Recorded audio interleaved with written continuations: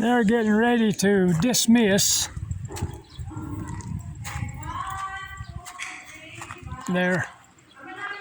they're praying over the food in there, and then they'll come out.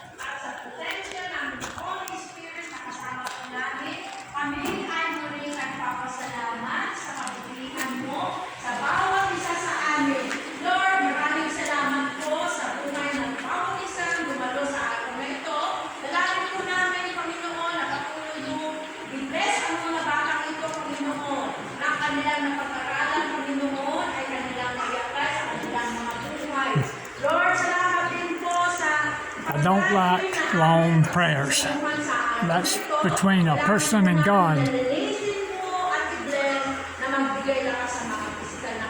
No more.